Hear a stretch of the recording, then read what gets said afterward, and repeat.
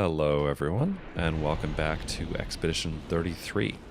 In the previous episode, our expedition force landed on the continent, and it appears virtually everyone was decimated.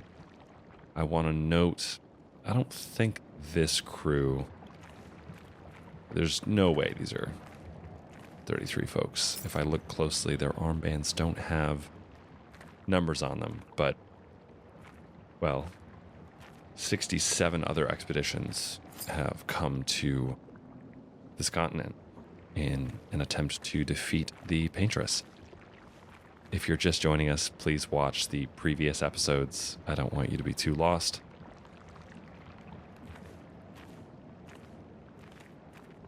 And as a refresher, we've got Lune, the magic user, who just joined our crew, and in the previous episode interrupted Gustave's despair and would-be suicide attempt. He is a sword user in combat. She joins with magic. And we're headed towards the rally point, the Indigo Tree, which is where we might find some other expeditioners. And as a reminder there, we can change who we're playing as in the world map, if you will.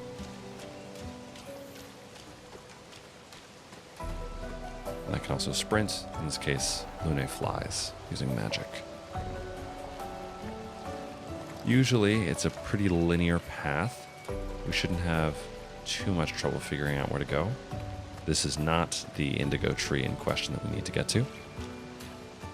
And we're actually going to have to crouch, which will happen automatically. And here we encounter a mechanic that we're going to see throughout the game, expedition flags. These are from previous expeditions. And we can allocate skill points and heal and lots of good stuff that I will explain. What I love about this is that it's not just a mechanic for the player to save the progress, but it also tells you a little bit about the world. So Expedition 81, roughly 19 years after the fracture and the gommages annually began, this is a point that Expedition 81 reached. Maybe some of those corpses back there belonged to this crew. So we've got three options here. We can rest, which will restore our health, and you can see over there on the right below Lune's health, the chroma elixirs reset. So we have 1 out of 1 again.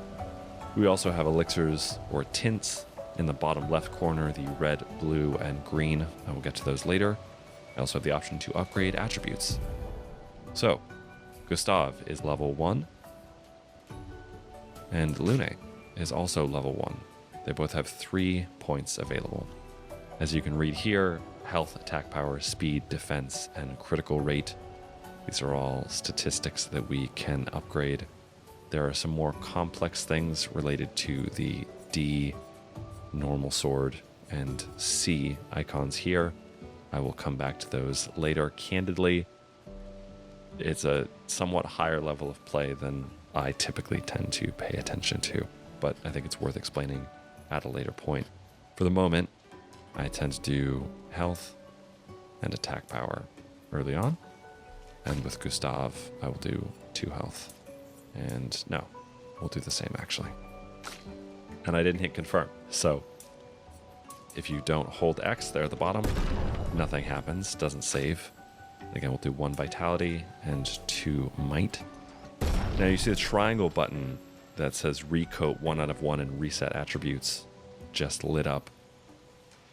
Many modern games will give you the option to reset some of the decisions that you've made in the event that maybe you get later in the game and decide this isn't the statistical set of attributes that I want my character to have. Maybe I'd like him to be really, really high in defense and agility, and I don't care as much about vitality or might.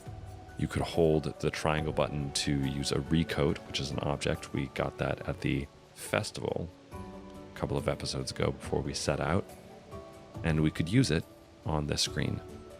I tend to just trust in my previous decisions, for better or for worse, and so I don't tend to use objects or items like this in the game. I do want to note speed, if I can clarify this to anyone who might be confused. The turn selection, or the alternating turns in battle on the left side of the screen when we're in combat, that's what this refers to. So your character could play and attack more often, if you will. Now lastly, we have learn skills. And here we have a skill tree. So we will earn skill points gradually throughout the game, and when we have the option to, we can unlock new combat skills. So as we saw in the previous battle, Lune has Immolation and Ice Lance. I may go over some of the skills that we don't yet have that I plan to use, but there are many skills here, and I think that's a conversation for another day. I'd like to make some progress here. Gustave, of course, has Lumiere Assault and Overcharge, with which we've won several battles, or a few battles so far. And those are our current options. Last thing I'll say is we also have a name for this particular flag. The area is the Spring Meadows, and the Meadows Corridor is what this flag corresponds to. If we go ahead, there should be an enemy waiting for us. And here it's saying that we have the option to first strike and gain an advantage in battle. So I will show this. We have fought this enemy before. This is the Lancelier. Gustave fought one alone before we reunited with Lune. And we've got two of them. So let's do a first strike, or rather a free aim shot on your weak point and on your weak point, and then I will attack you. Lune, do you have... Yeah, let's see if an Ice Lance will finish you off. They are weak to it. He's attacking quickly. Let's see if I can parry. I did. Fantastic.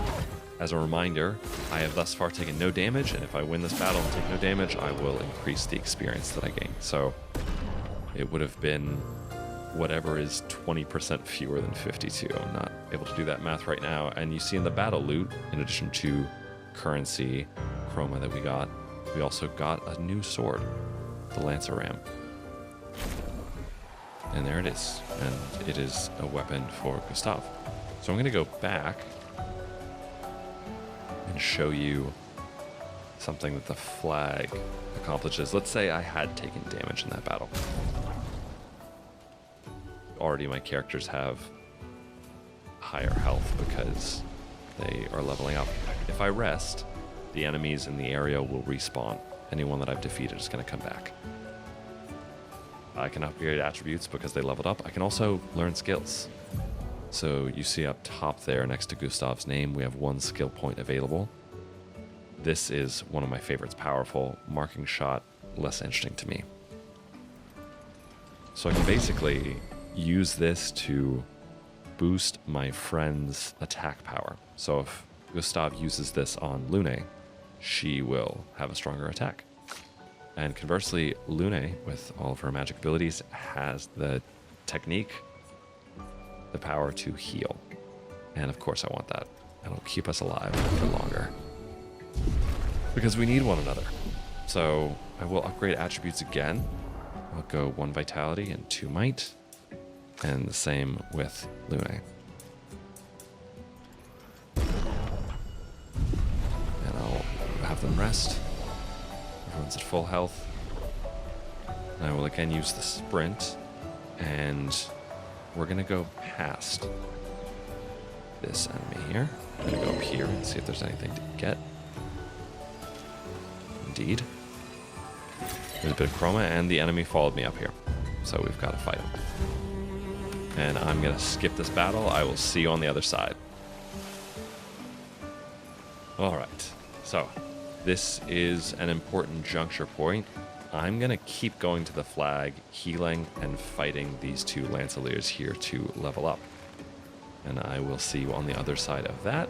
This is just to make sure my characters are strong and to save a bit of time in the long run so that our playthrough is not too grueling on the back end. I'll see you in just a bit. And I am back to show you a bit of progress. Both our friends here are level 4. And I did, after my first battle, earn this new weapon for Gustave. So I will equip that. At the moment, Lune is just using the Lunar Rim, which she comes with. You can see some of its attributes to the right there. And it is a fire elemental weapon. So if an enemy is weak to fire, Lune doesn't even need to use a special attack with action points. She can just use her basic standard attack, and it will be multiplied because of the enemy's weakness. In this case, Gustave's weapons do not have an element. They are just physical because he attacks with his sword. There are swords that have elemental properties. And pictos. I can explain these here. You can ignore all of this, as I did when I was first playing, to my own detriment. So, pictos are equipable items. They are equipment, effectively. And so if I put the dodger on one of the 3 slots for Gustave, he will get 1 AP on a perfect dodge. And if I win enough battles with the dodger equipped, it will eventually become a Lumina, which I can come back to later. And effectively, it means that I don't have to just take up these 3 slots. We got something called the Color of Lumina back in Lumiere, and that'll be relevant to Luminas later. But first we have to equip things as pictos. And because it's equipped on Gustave, I cannot equip it on Lune. But we will be getting other pictos. We are at the beginning of our journey. Our characters will get much, much stronger. So let's continue on. If you look over to the corner here, what's this? Nice. It is a pictos. So we have, if we equip this, a 25% increased critical chance, which means that attacks will do more damage on enemies that are burning. So let's look at Lune. She has immolation. This applies 3 burn. So it would be very strategically wise to give her the critical burn picto. That just increases her power. And there is Lancelier over there. Let's go see what's up here, if anything. Typically, good to explore this stuff. An advantage. There's some chroma. And I think we were followed up by that enemy. So I'm just going to run right on past it into this area. Is that a house? Looks abandoned. Well, that will help. Chroma Catalyst. We can upgrade weapons. It's not quite relevant yet, but it will be. We've got floating furniture, upside down furniture. Let's keep going up. The Indigo Tree is not too far from here. If anyone else made it, they'll regroup there. Yeah. Looks like a basic camp. One thing that I'm impressed by, just on a logistical human level, and we can climb this rope using our magic abilities, is just how much information the citizens of Lumiere have been able to scrap together from journals. It is strongly implied, and also forgive me, I should have said this at the beginning of our entire journey. There's so much information and lore about this game. I will do my best to keep track of it, but I'm kind of open to leaning into the mystery and confusion that is at the root of this story. There are so many question marks. Part of what I really relish in playing through this game, and what I relished in playing through it the first time, is for so many reasons I can relate to these characters. I have no clue what the hell is going on at this stage. Why are there upside down pieces of furniture and decorations in this home? Why is the paintress doing this to these citizens? What happened 67 years ago that started all of this?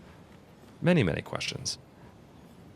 And I would encourage anyone watching along to play with that uncertainty, to sit with it. It's not comfortable. But as I was saying, what really impresses me is just how much they know about this strange land they're venturing into. Because in that sense, as ignorant as all of us are, as we seek out the paintress to finally confront her and take her down, I don't know what the Indigo Tree is. At least I didn't when I first played through. We've got what look like barnacles. Here we are. And then, well, Yeah. The continent. The Indigo Tree's over there. got an enemy down there. I'll give you a heads up, there's a mime in that direction. And again, Expedition 81 seems to have made progress here, so we will save and rest up. Go see if there's anything over here. I'm gonna skip the fight with the This will mime, be useful. but I'll take some currency. And I'll take some more. Interesting. I will dodge past you if I can. I can't. I will see you all on the other side of this battle. Alright. More currency. Interesting. Great. And I can grapple over here. And once again. I believe, if I remember correctly, you can also see the monolith there in the distance with the 33. And while it sometimes defies explanation, it is often an ever-present entity. Forgive me if anyone watching along remembers that there's some other treasure here besides the defeat of the mime. I just don't want to fight you. As creepy as you are, as much as I would love to end your skipping mirth, I'm going to choose the non-violent path. And I hope you have a good life. Please stop following me.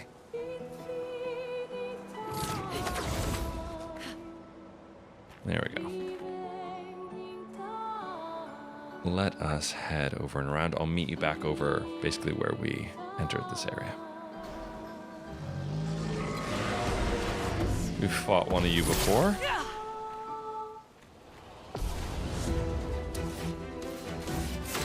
I will again skip this battle because the enemy is not new. Okay. Let's grab this. Well, that Color will of help. Lumina. It'll be relevant in camp. That's a part of the game we haven't seen yet. And then we've got An advantage. Chroma Catalyst. Yep, again, as it says there, can be used at camp. Let's jump over this ledge. Nothing around this corner. I do want to note this strange figure. We will see this imagery later in the game.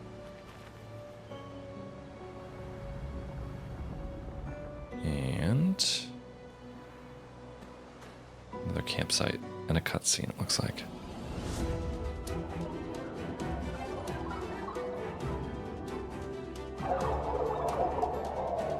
I will show this battle. These are flying enemies. Sort of annoying. And let's see if I can parry it. There we go. I'll do it. You're taken out. Now we're being attacked again. I went too early there. That's a shame. Well, as it says, they evade most damage. Shooting is more effective, so we will try and shoot at them. And you've got one more shot there. Great. And then you've got a weak point here. Now I can try attacking him, but he'll probably dodge. There you go. So, we shot him. And unfortunately I took damage. But we're making progress.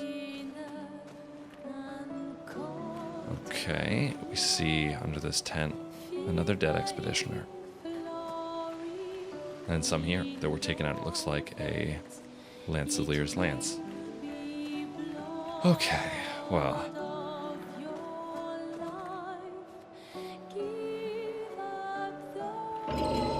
Now here is an optional boss. I'm going to choose to skip him. but I do want to acknowledge that he's there. And I might come fight him in a separate video, or not at all. Climb up here. Blue trees. Something's disrupting the chroma around here. Be careful.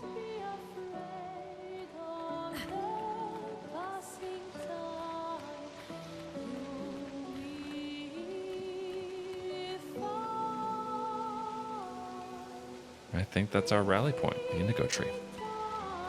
So, let's grapple here.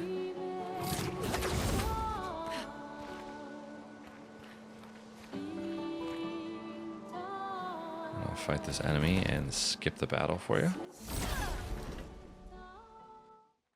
And there you see, after that battle, Lumina learnt. So now, Critical Burn is equipped as a Picto.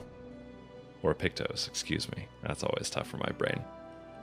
But what if Gustave had something that could take advantage of that? Well, if I go over here, Luminas are passive effects that we get from mastering Pictos.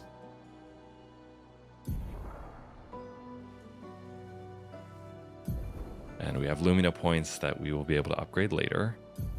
And yes, there's filtering and sorting. We will get many Pictos. You can see available Lumina points. We have 4. Critical Burn, unfortunately, costs 5. I'm not going to condescend your intelligence. So we can't yet equip that. But Dodger was earned by Gustave because that Pictos was equipped on him. If I wanted to, I could equip that passively as a Lumina on Lune, but I just don't tend to dodge. So for the moment, I'm going to leave it open and we will continue. We've got some more chroma. An advantage. And just a nice view here. I'd like to pause every once in a while to take in the scenery, just because I think these folks did an incredible job. But I also want to progress the story.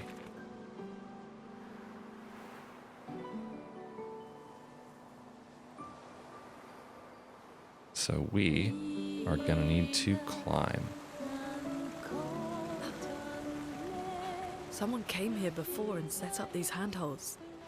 Probably Expedition 69. The Climbers Expedition. Let us thank them for that.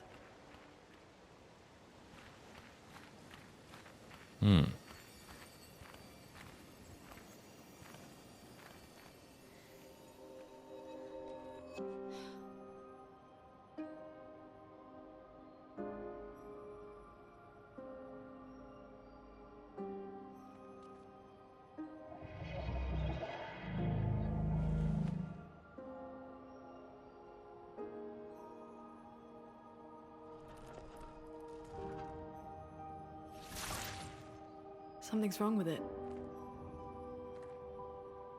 Why isn't it attacking us? Well, it certainly attacked them.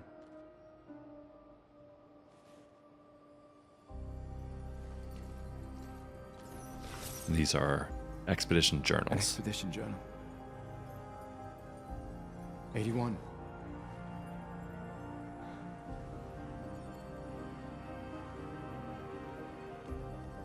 Learn from the ones who came before. And lay the trail for the ones who come after.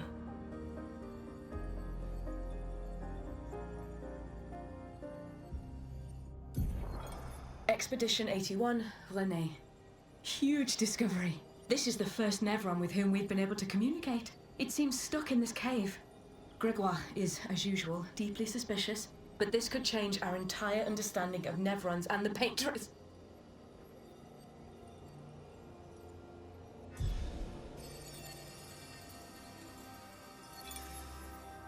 They communicated with a Nevron.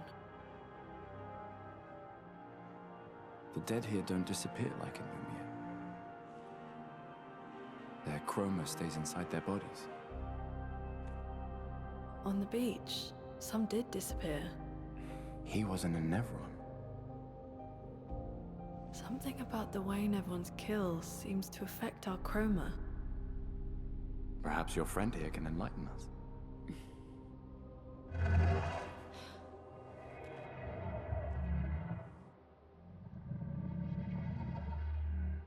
really does speak. What do you mean, light? Did you kill these people?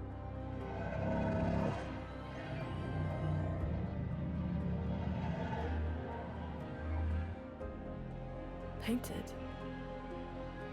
By the paintress?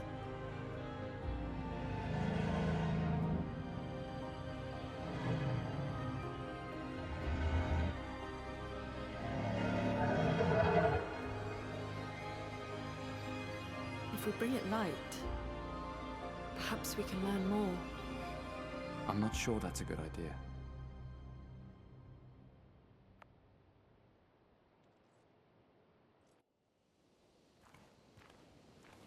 We will come across many expedition journals in this game. I think if I go up here, you can see. Many journals have been left behind. Any that I may not naturally or conveniently get to in this playthrough, I will happily open up my other save file and share them with you because they reveal great things about this world. And it's also worth noting, something's off with this Nevron. I will emphasize its all white coloring. We will encounter an enemy of this type that will attack us. Just like the Lanceliers in the previous area. There were many of them. There will be some of this enemy type, which is called a jar. Flares!